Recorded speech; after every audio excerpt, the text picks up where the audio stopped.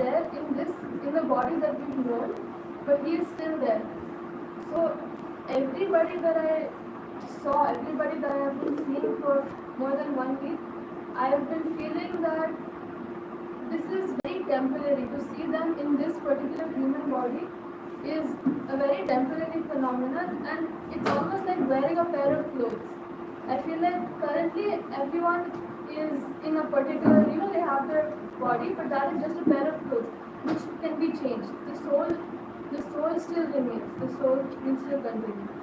So right now, whatever we see of each other, it's just we're seeing them with a particular pair of clothes. So No, then, that's how I feel. yeah.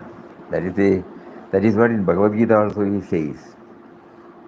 Whenever the dress is worn out, you change the dress. So that means this should enable. This is the right aspect. This is the right stand. But with that stand, we should be able to link ourselves to the soul. Who is changing the dress?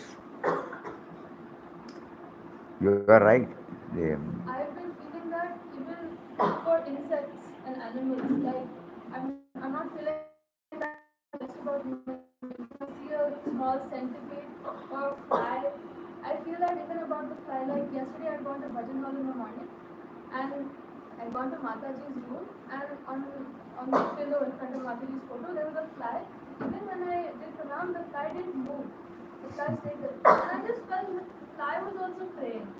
I just felt that. So even though it's in the form of a fly, the soul is the same as our soul. The soul is Absolutely right. Absolutely right. Especially yesterday we were sharing. You remember, we all come from one source.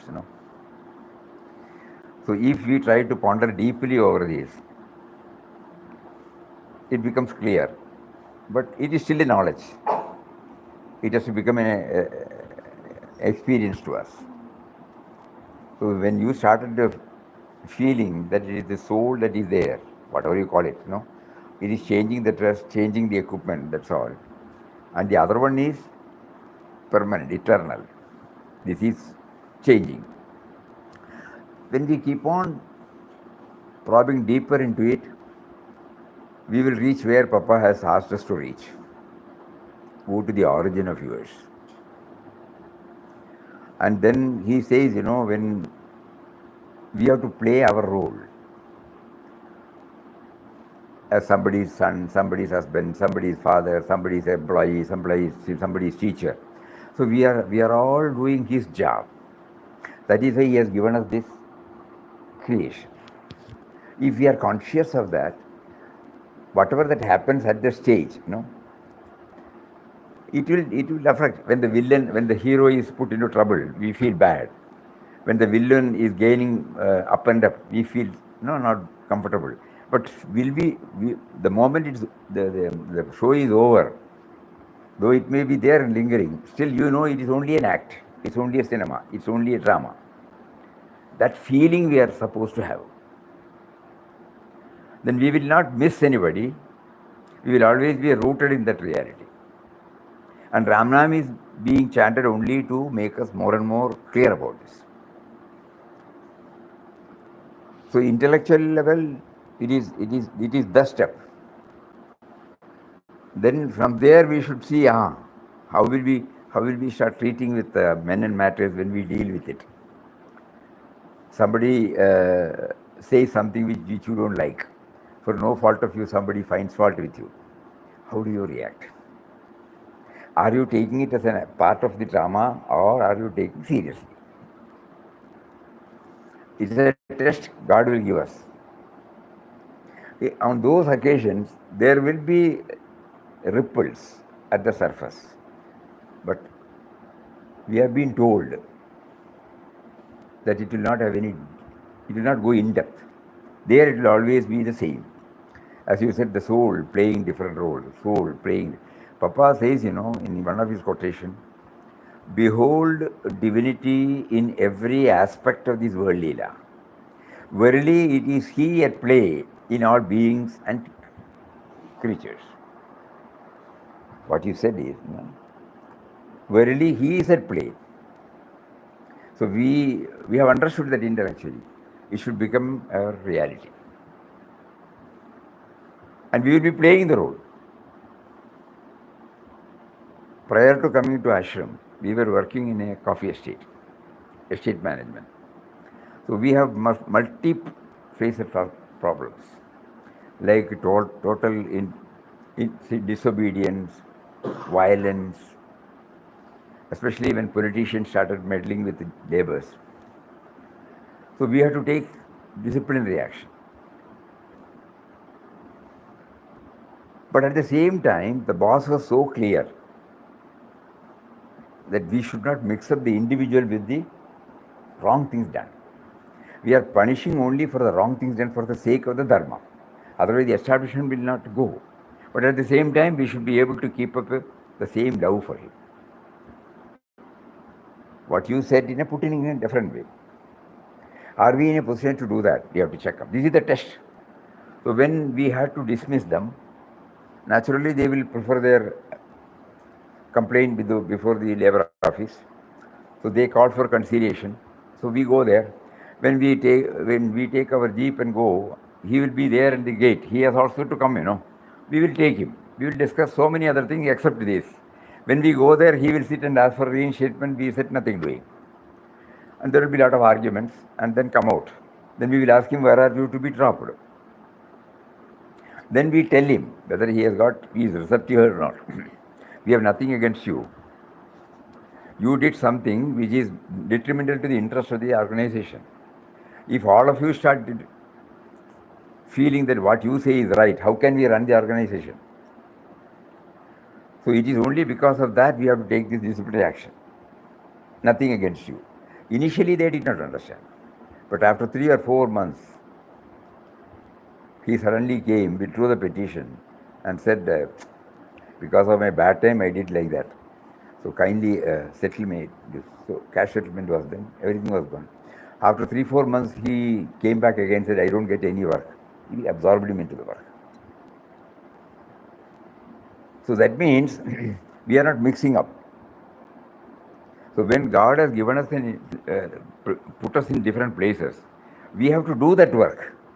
We should not mix up high philosophy with this. Whatever that should be done at the Vyavaharic level, worldly level, it has to be done. So we will not say God is there, the soul is there, so he is behaving, I will keep quiet. No. For the sake of dharma, we have to act.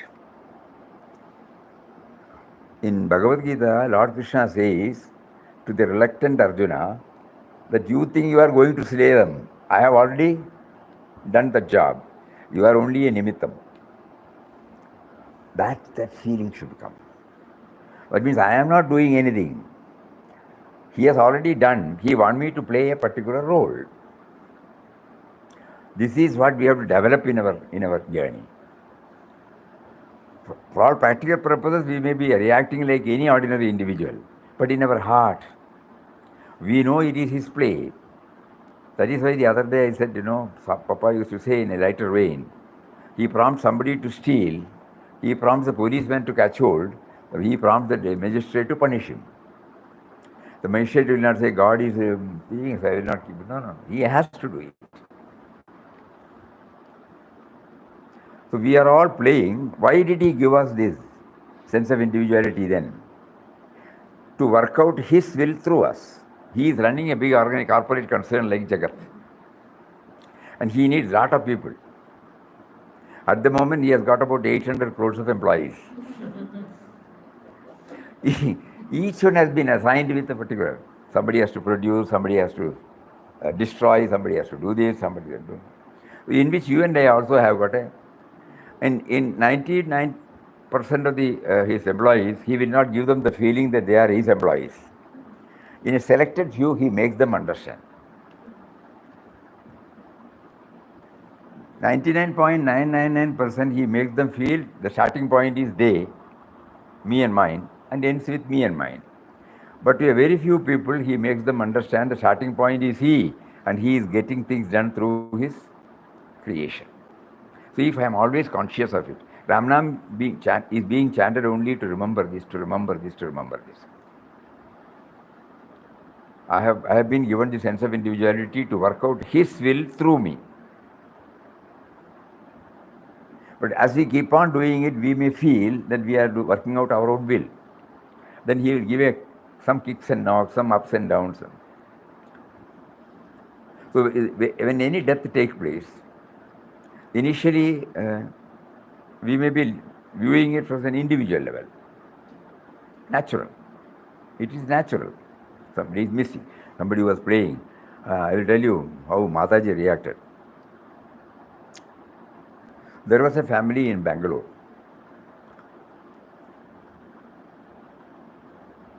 They have been in touch with the ashram. So suddenly the mother passed away.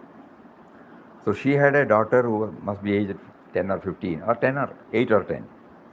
So during the Bangalore trip, Papa Mataji were going on a so she wanted to go there. Swamiji had joined from Rishikesh. So when they went, Mataji hugged the girl and started crying like anything. So Swamiji was witnessing this. After some time, when Mataji was alone, he asked Mataji, "Why are you crying? You know that everything is happening only by His will." Immediately she said, "You don't know the plight of a daughter who has no mother." Thinking that, who will take care of her child? Unlike today, you are all exposed to the world. On those days, girls were not exposed or ladies were not exposed to the world, normal run. So who will take care? So then she came out. She also passed away, her daughters are there. So that means at that level, sympathy, care and concern, everything will be expressed spontaneously. No talk about what is there, nothing happens, everything is eternal, it's only a play, all this. No. Because God has given that feeling also, identifying ourselves with others, compassion, quality, care and concern, it expresses in those forms. So a spiritual sadhaka should always be vigilant, not to allow his intellect to decide all these things. Spontaneously it will come, not out of any thought process. That means allowing God's will to work through us. If we try to interpret it through intellect, then He will stop. You interpret in your own way. He will not, because He has given the intellect. So that means whatever has to be done at the Vyavaharik level, it will go on, whether he is a realized saint or an unrealized saint.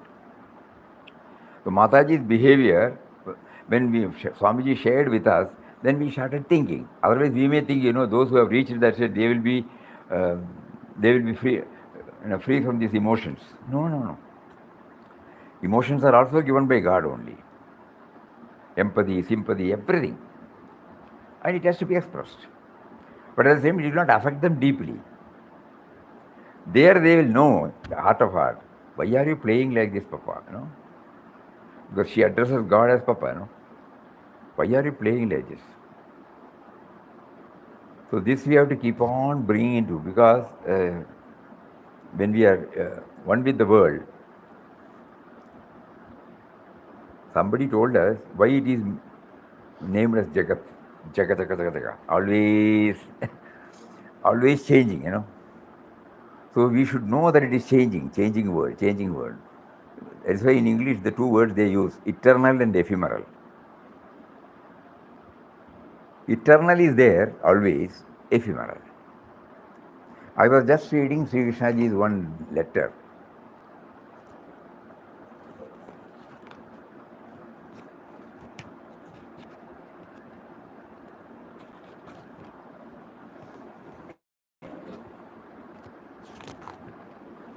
O merciful, loving Papa, my petition. My only prayer to you now is to please grant me intense love and devotion to you, intense longing for you, intense aspiration to realize my oneness with you in this very life itself. O Papa, the Divine Mother, I have come a long way passing through several cycles of birth and death to acquire this rare human birth. Enough is enough, Papa. Have pity on your child. No more returning to this life again. Time is running out. That means don't assign me anymore. Let me remain as the dust of your lotus feet forever. Oh, benevolent Papa, I need your help. I need your blessings. I need your grace so that I remember you constantly and keep your all powerful and holy name on my lips ceaselessly to reach the ultimate goal in the quickest possible time. Oh, compassionate Papa, now I seek from you nothing except your infinite love, grace, and blessings. So that means, this is also there in Bhagavad Gita. Mamupetya punarjanmam dukhalayam ashashvatam. Those who have been following this, enough is enough. I had a good innings. I have experienced both this good and bad. I don't want. Everything is flickering. It will stay there for some time. I am very happy. After some time, I become sad. So this pendulum has been going like this. I want that which is always. So when you are in this, you will all bring out this, So this feeling is perfectly all right. But we try to want to get stabilized in that. If we are in a position to get stabilized, nothing like that. And then we will not crave for even another birth. But Papa, on the contrary, Papa was asked whether you would like to have a rebirth. Why not? He said. Then everybody may think he wants to live more. No, he said to play as his child, to play as his servant. If he wants me to come again, I am pleased to do it. That means even while he is reborn, you would like to maintain the same Das of Ram, Chela of Ram. Mahatmaji also saying the same thing. Somebody asked, 125, I would like to serve him. If he puts me there and to make me to serve him, I am prepared to come back. Not like as an individual. So all these things are possible. You cannot say something is absolutely right, absolutely wrong. This is very nice. What you are trying to develop is something very nice.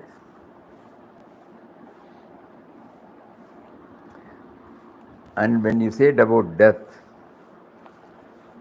we will try to. Where is the train? 4:52. This is something everybody will like because most of us are in the evenings of our life.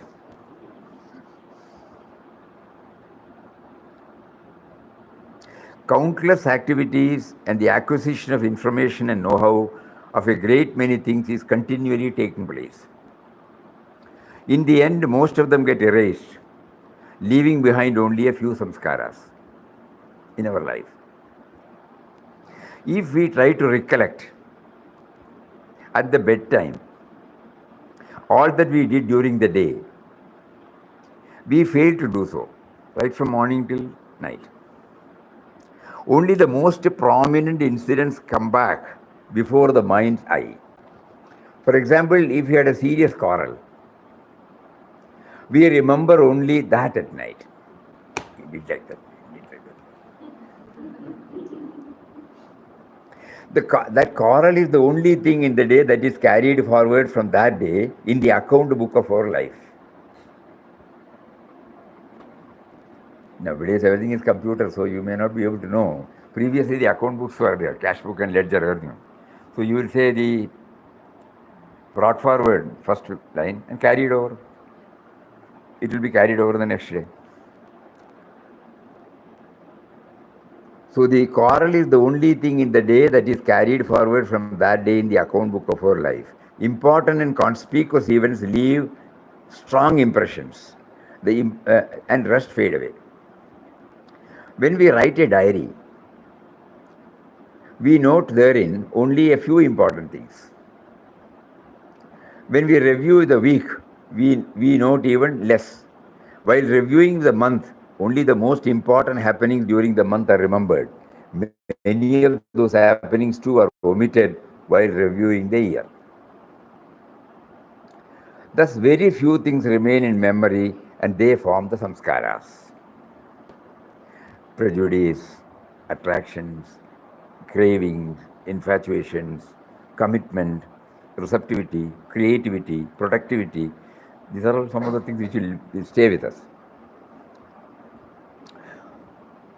Thus, they form the samskaras. Most of the innumerable actions, much of what we have learned, ultimately fade away, leaving only a few small residue in the mind. Those actions and information and know-how have done their work and disappeared. Only a few samskaras remain, and these samskaras are our capital. That is our net gain from the business of living. A trader keeps daily, monthly, annual accounts of income and expenditure and arrives at the figure of the profit or loss. 31st March. It is exactly the same with life. Additions and deletions of samskaras goes on throughout the life, resulting finally in a small net balance. When the end of life comes near, the self begins to think the gains of the life. Looking back, it finds that these gains are few. This does not mean that all that one did and all that one learned have proved to be futile. They have certainly done their work. There could be thousands of transactions in a trader's business, but a single final figure of either profit or loss is the net result. If there is loss, his heart sinks. If there is profit, he is happy. We too are in a similar position. If at the time of death, mind craves for food, it's a clear indication of having spent the entire life in indulging the palate. Craving for food is then the only achievement in life. It is the only capital that has been accumulated in his life. If a mother thinks of her child at the time of death, it shows attachment to her child, the strongest samskara she has acquired in her life. Whatever else she did was secondary. In arithmetic, there are problems of fractions where addition, subtraction, multiplication, division of a big figure ultimately results in a small figure or even zero.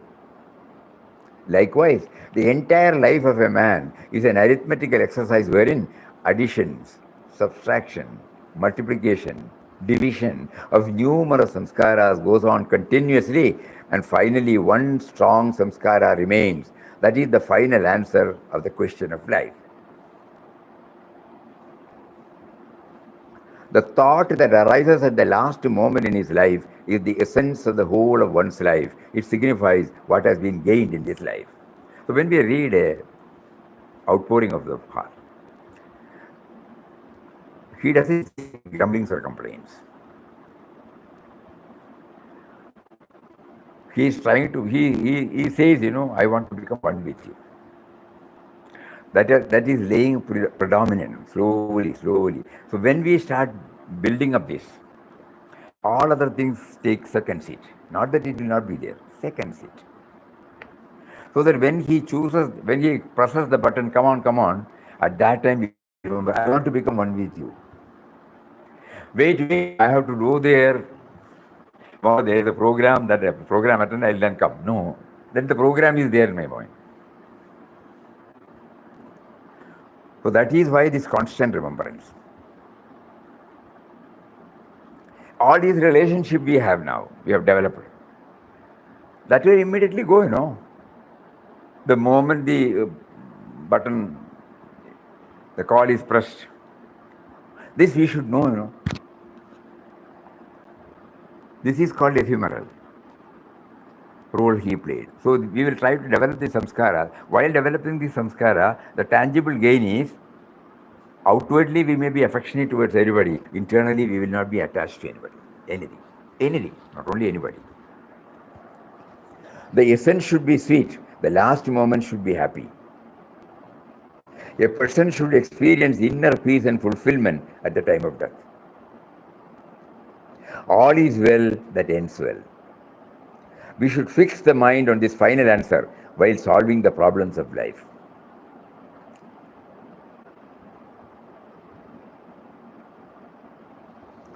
That's why in Bhagavad Gita he says, Antakaleja Mameva Smaran.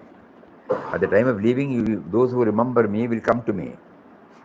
Me means, we can interpret in whatever way. It need not necessarily be in that form, or it can be in that form. A sense of fullness, no grumblings, no complaints. So many things come, so many things go. Even we take our own life, just think. We were a child. At that time, our preferences, priorities, everything was different. Then we became an adolescent. Again changed. Then we became an adult, youth. Again changed. Then we slipped into middle age. Again changed. Senior citizen. Again changed. Senior citizen. So we can watch. We don't need anybody to teach us. What were our priorities, preferences, priorities? And now where are you now? Are you in a position to evaluate the whole innings? Somewhere you are lost, somewhere you have gained, somewhere you are lost, somewhere you have gained. Some was up to your expectation, some was not up to your expectation. And now sitting here, what do you feel? You did not cry for the teddy bear after some years, Previously, you will not part with it. You will cry if I take it or anybody takes it.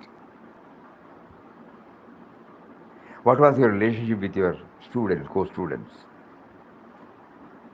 What was our attitude towards our colleagues, bosses, customers? Or in the estate, what was our relationship with our boss, our colleagues, our workers? Family relations, father, mother, brothers, elders. And what you are? So then you sign, it comes, stays for some time, go, comes. You are affectionate to everybody, but you are not attached to everybody. So the essence should be seat. We should fix the mind on this final answer while solving the problem of life. We should plan the life with this aim in view. In a mathematical exercise, we have to keep the problem in mind, employ the appropriate method to solve it. Our life should be oriented in such a way that at the last moment, we will have the samskara we want. Day and night, our whole attention should be turned in that direction. The 8th chapter puts forward a thesis that the thought uppermost in mind at the time of death prevails over others in the next birth. When we start on a journey, we carry some provisions with us to sustain us on our journey. From Bombay, when you come. The thought uppermost in the mind at the time of death, which is the essence of what has been earned in this life, is the provision with which we start our journey in the next birth. We begin a new day with the previous day's gains in hand. Death is like a long sleep, after which we begin the new life with the gains of the previous birth. Now this previous birth also, when we were passing through this mental conflict, I don't remember, So how am I to know that there was a previous birth? We have faith in the words, but not deep, Because 30 years, 40 years, 50 years, 60 years, 70 years, what had done, we have remembrance. But the other one, we don't remember. So when we started thinking more and more deep into it, it slowly unfolded that we were 9 children born to our mother. Elder brother and me, both of us, we had only 1.5 years difference. He was born in 43 June, I was born in 44 November. So then we started thinking, we must have had the same breast milk of our mother. And we had lived together for 15 years. Same food, same father and mother, same external environment, same food, same school, everything is same. But we became two independent individuals. Taste, temperament, attitude, aptitude, attitude, everything is different, Why? So external outputs are the same. So that doesn't guarantee that, then what is the filament? Where did you get the taste, temperament? He says, samskaras. Preferences, priorities. Then slowly we start accepting. And then the question of remembering. Then suddenly, his 15th chapter answered that. I am the remembrance, I am the knowledge, I am the forgetfulness. So we were blessed with their forgetfulness. We are extremely finding it difficult to manage with the present relationship. Suppose we come to know our father, mother there, and grandfather, grandmother. Suppose you are a family man, your family relationship, your debtor, creditor. So many things come. What will you be? Will you have peace of mind? And one more generation, utter confusion. No? So it was a gift that he erased it from our mind. When he said, I am the forgetfulness, Sarvasya cha aham hridisannivishtam matta smridijnanam apohanam cha. It's a beautiful sloga, 15th chapter. I am the knowledge, I am the forgetfulness, I am the remembrance. If this was not given to me, I am finding it extremely difficult to have a harmonious relationship with the present setup. And if I start remembering about my old and my weakness then, and what all I had passed through, will I be able to lead a peaceful life? So that is how.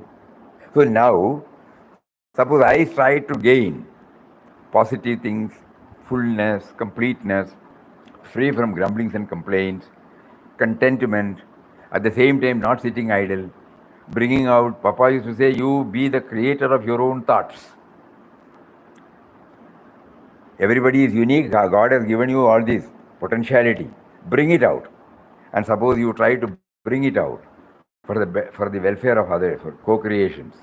And then one fine morning, he says, your time is up. Then a heart full of contentment and love for all. We should reach a stage where difference of opinion may be there, but love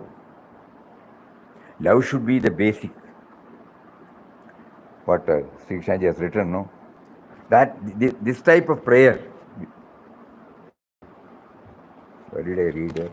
29.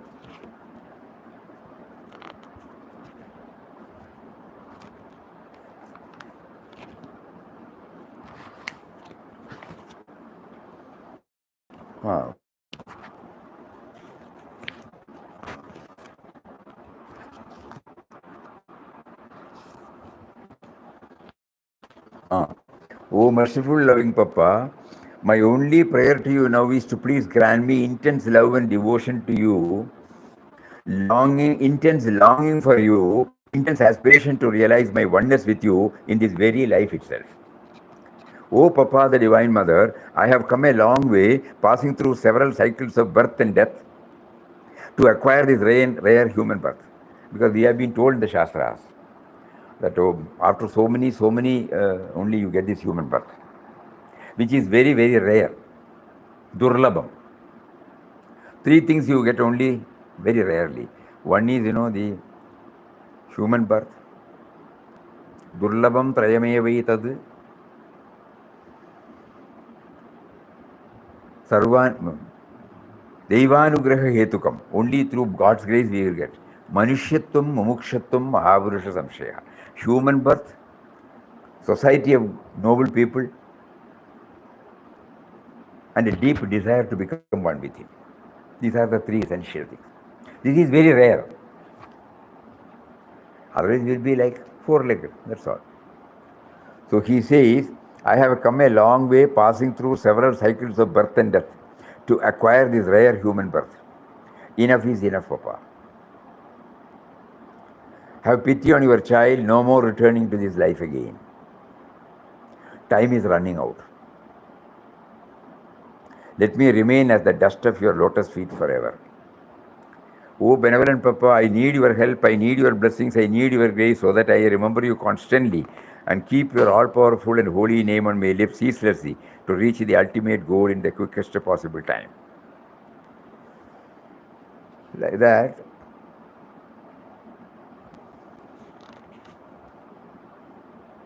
I am He, not the body.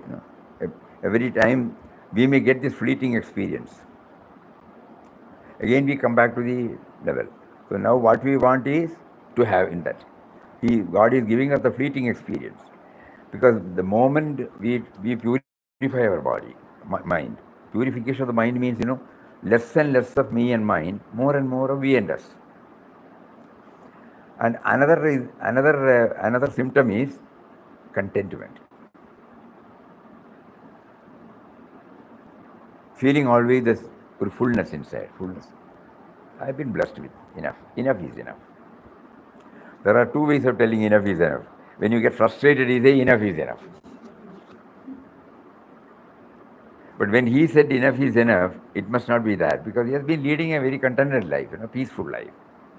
Though he may get excited as soon as you say something. But ultimately, his wants are limited. Suppose he is here. He has got his own style of living. He will be sitting, oh, chai dhyan. I will ask him. Yes, chai dhyan. That's all. Morning you will be sitting and waiting for the tea. That's all. So in a later vein, say, oh, is it chai dhyan is going on? Yes, it's chai dhyan going. And we used to say, how you have been able to go from Dwaraka to Bombay and then to Vrindavan. Then he will also join with us, the same thing. I have just now landed from Dwaraka. When he telephones, he will say. So then you used to say, even for on a lighter vein, suppose we try to develop this. I am not this, I am that, I am not this, I am that. I am Lord Krishna, not merely this Krishna ji. So I have had my previous role as Lord Krishna, and I am the all-pervading reality, and I am now functioning. Suppose even for a joke, you start telling yourself. Finally, it stays with you. So he says, I am He, not the body. So in a fleeting moment, you will get that. For spiritual aspirants who continuously aspire to attain the highest goal of human life, I have some suggestions. An aspirant may follow any path, practice, or discipline such as prayers, chanting of the holy name, meditation. Side by side, he may also tutor his mind to say that he is not the body, but he is pure Atman. He may say it to himself as many times as possible during the day. Initially, this may become an intellectual exercise. But later on, because of the constant hammering of these thoughts, who knows, by His grace and blessings, this may become a reality. He may experience His oneness with Him and will boldly declare, I am Him, I am the Atman, not the body. Having reached the goal, the aspirant will enjoy perennial bliss and peace. As an aspirant myself, I too have been trying to keep up the above-mentioned practice as a part of my sadhana. And coming back to death again,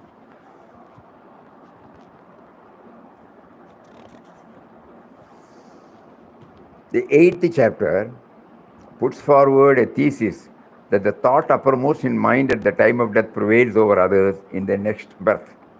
When we start on a journey, we carry some provisions to sustain us on the journey.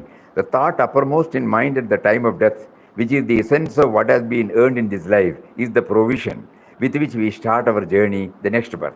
We begin a new day with the previous day's gains in our mind. Death is like a long sleep, after which we begin the new life with the gains of the previous birth.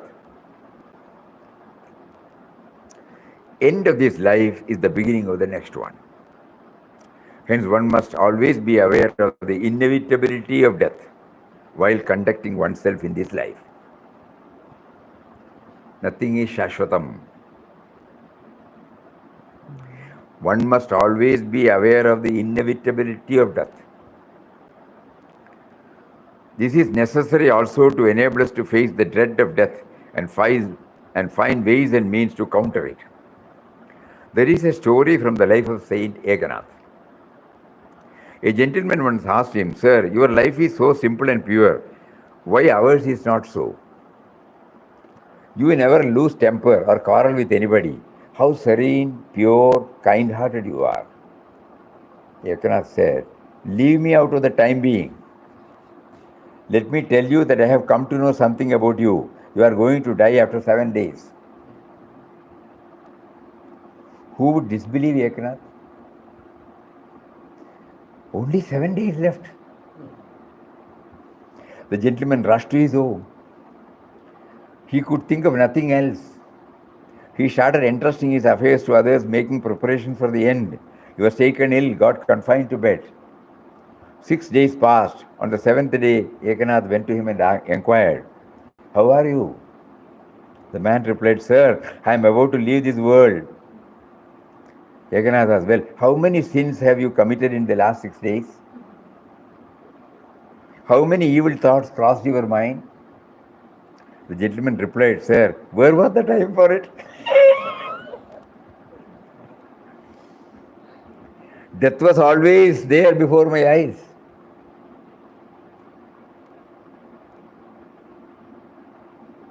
Ekanath said, now you know the reason why the lives of people like me are sinless. How can mind entertain evil thoughts when death is standing before you, ready to pounce on you like a tiger? Even for committing sin, mind has to be relaxed. Constant awareness of death is the means to be free from sin. If death is staring on the face, who can muster up courage to commit sin? But man always evades the thought of death.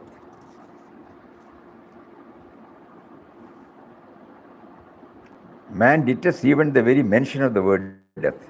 If somebody utters the word while taking meals, he immediately is admonished. Nevertheless, we are continuously moving towards death. Now, once you board a train to Mumbai, he says, it is bound to take you there even if you just keep sitting. The moment we are born, we have booked a ticket to the destination called death.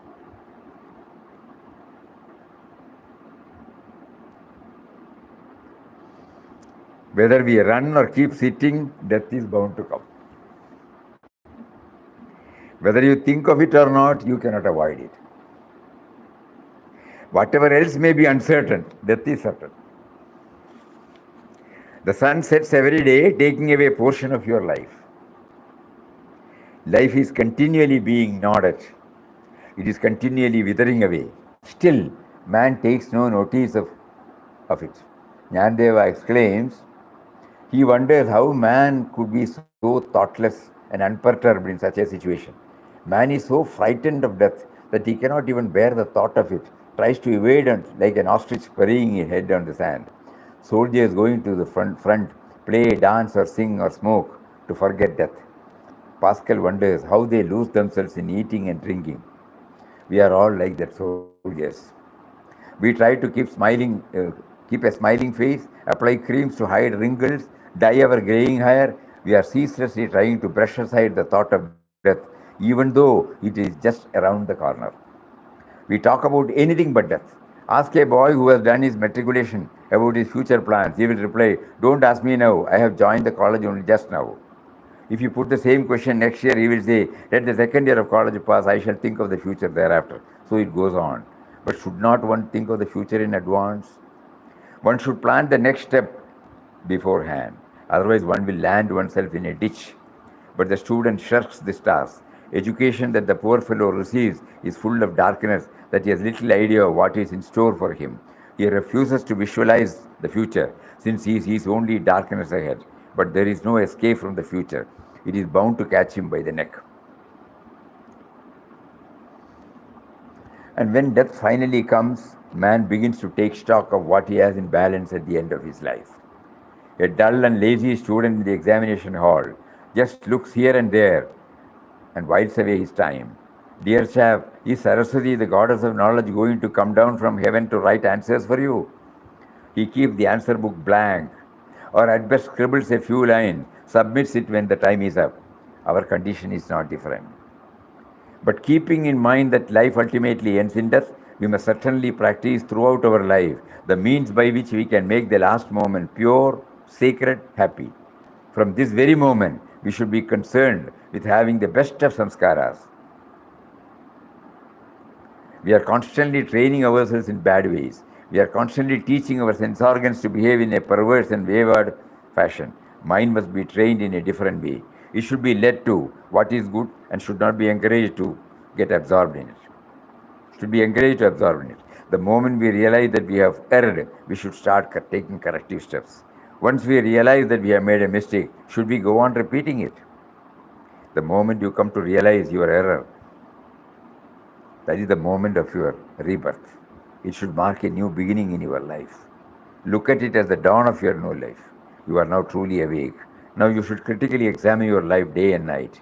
You should become alert, lest you should slip again, lest you should back to practicing. A few years ago, I had gone to meet my grandmother. She had grown quite old. She would say, Vinaya, I don't remember things these days. I go to fetch ghee but return empty handed. But she could vividly describe an incident about her gold ornaments that had occurred 50 years ago. She could not remember what had happened before 5 minutes, but the strong samskara imprinted on the mind 50 years ago was still fresh. What could be the reason? She must have narrated the incident again and again. Hence, it clung to her memory, became a part of her being. I said to myself, oh God, let grandma not remember her ornaments, at least the time of death.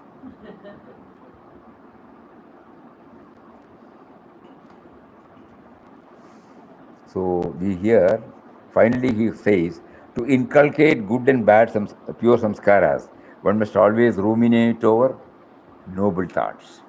Let the hands be busy in doing pure and good deeds. Remembrance of God within, performance of swadharma without, hands engaged in service, and vikarma in the mind. All this should continue day in and day out. Look at Gandhiji. He spins every day on his charkha. He insists that everybody should spin daily. Why? Will it not do if we spin for the cloth? We need whatever it suits us. But then the spinning would be a worldly activity done for a practical purpose. Whereas there is spirituality in daily spinning. It reflects an urge to do something for the country. That yarn daily links us to the Ridra Narayan, God in the form of the poor. If a doctor prescribes medicine to be taken daily in particular doses, but we gulp it down at once, will it serve the purpose? It will be plain stupidity. The body should be restored to health through daily samskaras of the medicine. The same holds good for life. Take the example of gradual abhishek. Gradual abhishek on the idol of Lord Shiva. It is my favorite illustration. I used to watch it every day when I was a child. 2 buckets of water might be trickling down drop by drop over the idol during 24 hours. Why not pour 2 buckets of the water all at once on the idol? I got the reply to this at that time itself. Water must not be poured at once. It should trickle down, drop by drop, uninterruptedly. That is what makes it an act of worship. There should be continuous flow of the same samskaras 24 hours a day, every year, even though throughout the cycle of birth and death, each moment, each hour, each day, each night, each month, each year, even each birth, the same samskaras should be there. The divine stream of good samskaras should flow in this way through the lives forever without interruption. Then only we can reach our destination, hoist our flag there. The stream of samskaras must flow in one single direction. If the rainwater falling on a hilltop flows down the hill in several different directions, it does not form a river. But if it flows in one single direction, it becomes a stream which gradually grows up in size, eventually becoming a river that finally reaches the sea. Water which takes one single direction reaches the sea, while that which takes many directions soon dries up and lost. This also happens in the case of good samskaras. If they come and go, of what use are they? Only when the stream of good samskaras flows continually through life in one single direction, then death will be found to be a source of supreme bliss. A trekker who does not unduly linger in the way, does not yield to the temptation in the way, and continues to walk along the path doggedly, reaches the mountain top, throws down all the load on his back, experiences the fresh breeze blowing there. The joy that he experiences is beyond the imagination of others. So this is something about death. So what Vinobaji is hammering is that during the lifetime, which has been given to us by God, we all know now, intellectually at least we know, that we have not created this life. Each one's life has been given to us by Him. He is the great originator, He is the great provider. So we pray to Him now, make us always aware of this truth, so that we always feel we are working out His will through us. You gave us a body, mind, intellect. You gave us samskaras. You drew us to one of your creation, who is a self-realized soul. And then you made us to understand that this is what I have to do in my life. Please enable me to get stabilized, grounded in it, and function as He wants you to function. As a family man, as a professional man, as a social man, as an individual, as a sadhaka or a bhakta, whatever role He has given me, we do that. But at the same time, in our heart of heart, we keep on thinking, you have given this role for me to work out your plan through me. So this is the message He makes us to remember when we are remembering our dear and revered Sri Krishna Ji. Though there is no birth and death for anybody, we say happy birthday to okay, that's all right. But there is no birthday. We know, how can we say it is our birthday when He is the originator? You can say birthday mean what we mean by birthday, the moment I came out of my mother. That's all. If that is what we mean, okay. But actually, it is not my birthday. As a spiritual aspirant, outsiders can say, we will not question them. As a spiritual aspirant, we are all trying to understand that we have all come from Him, who is birthless and deathless. So then, birthless and deathless. Adiyantarahida, Parampuja Papa, we say, every day we are telling this. So this Adiyantarahida means you and I are Adiyantarahidas. So then, then there is no birthday and there is no death day. During this sojourn, we play a role, we quit, and we do it extremely well.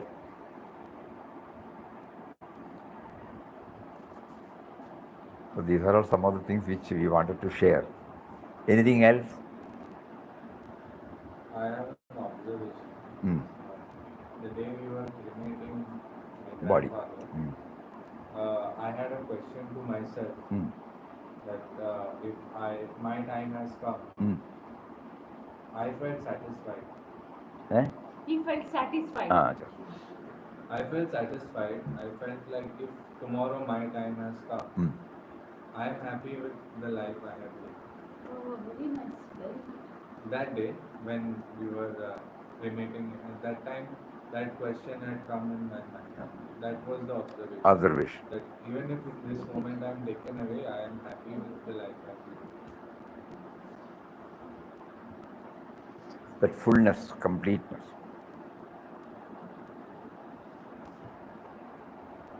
That is why He is making us to witness death. So that this is reminded. He has got His own time. And we will not say, when we don't have to ask. He will call us when the time is over. And until such time, we will keep on doing whatever. Though keeping this in our mind.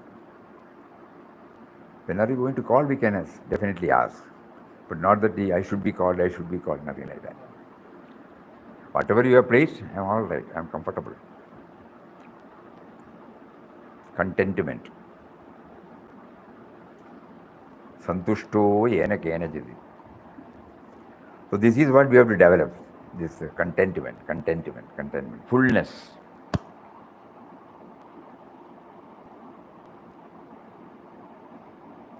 Dayanji Maharaj used to say, we had the privilege of hearing his lecture in many, many decades back.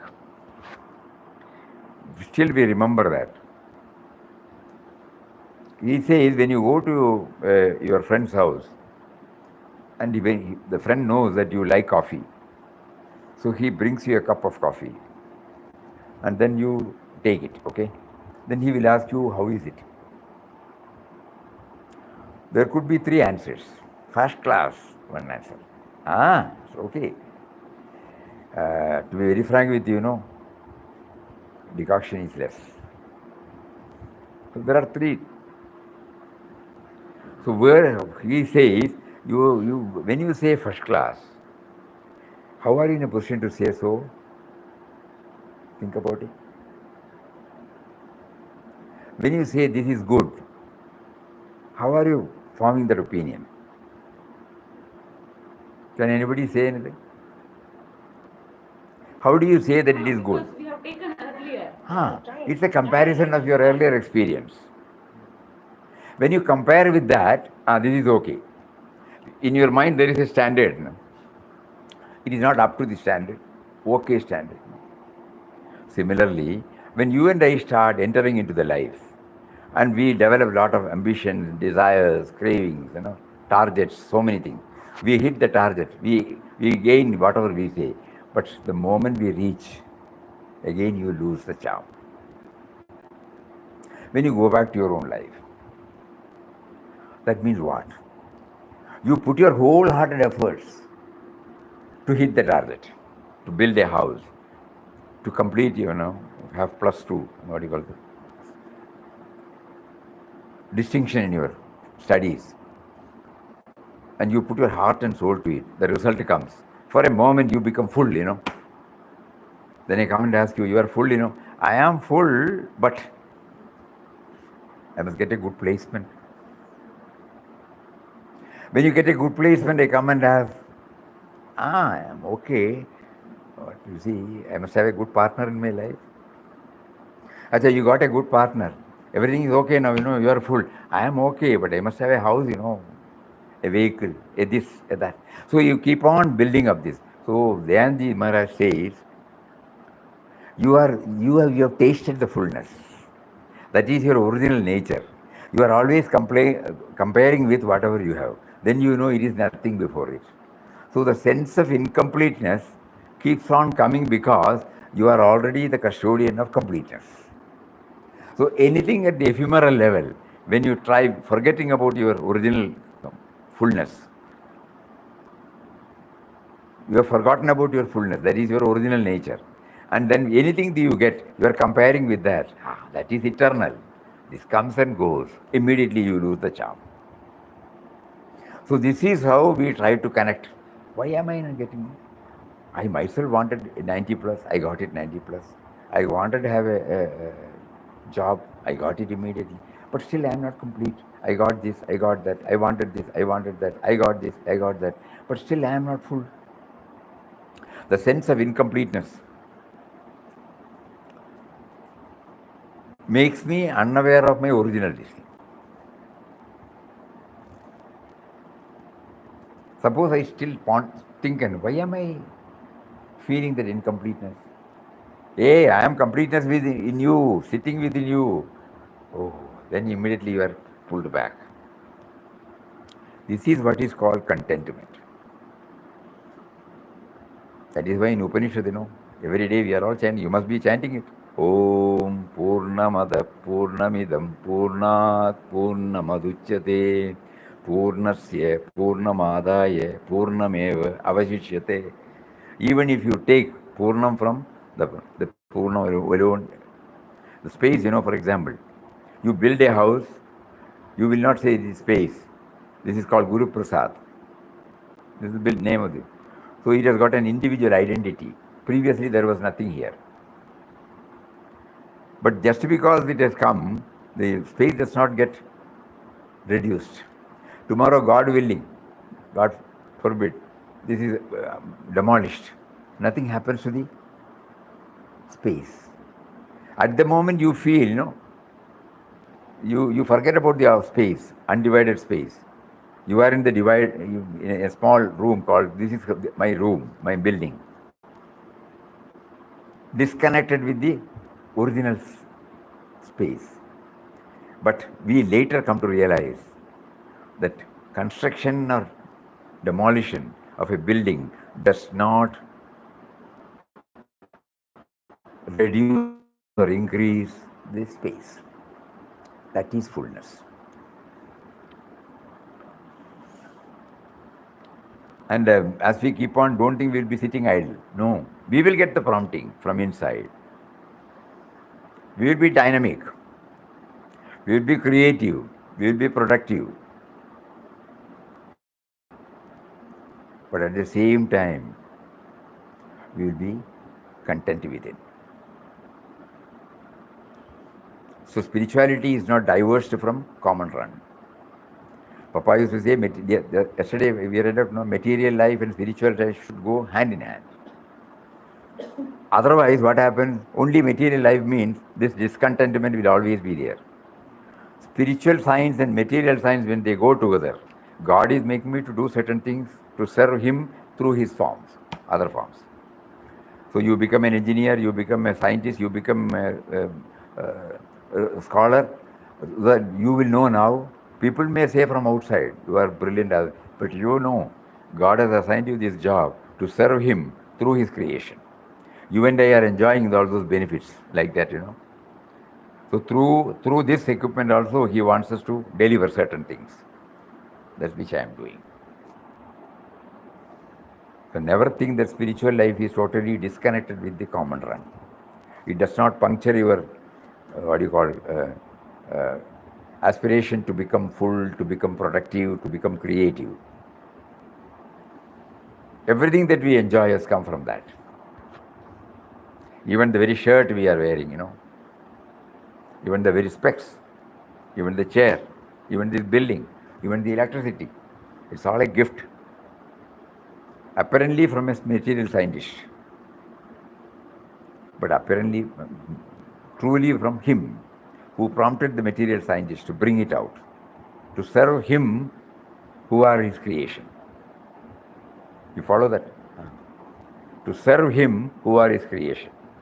So you have been assigned with that job, and we are doing it. Wherever we are.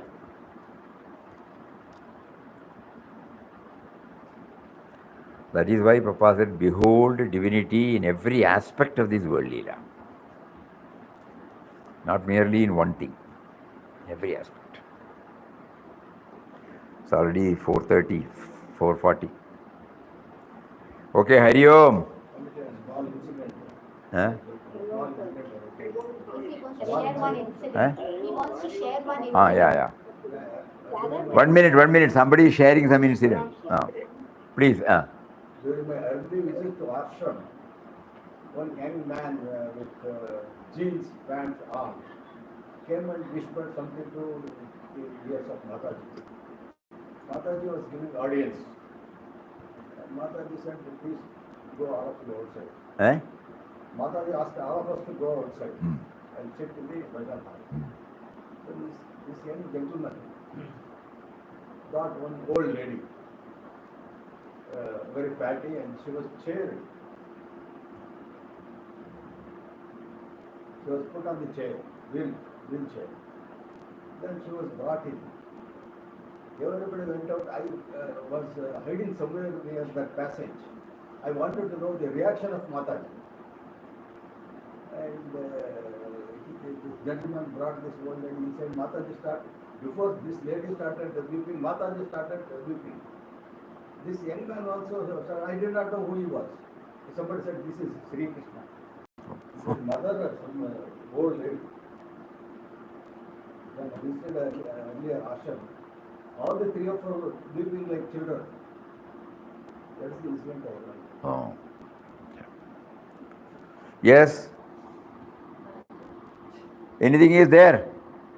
Padmanti, unmute. Lots of things are there, Swamiji. Lots of things are there. Fullness, that's why no answer is coming. Tomorrow again you have to repeat this satsang. Tomorrow again she wants the same satsang to be continued. Okay. Repetition. Okay. Hari Om, Hari Om, Hari Om, Hari Om. Hari Om. Om Shri Ram Jai Ram. Jai Jai Ram. Shri Ram Jai Ram. Jai Jai Ram. Om.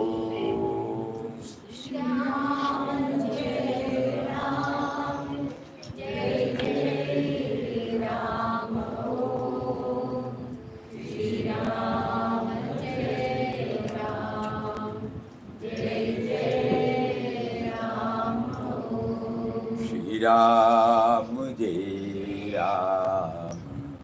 Jai Jai Ram.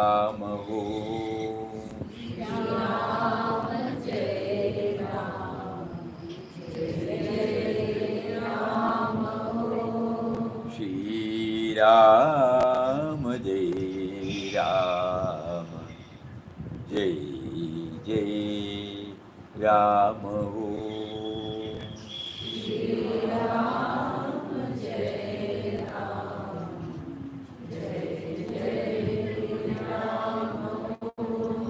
Shri Ram Jai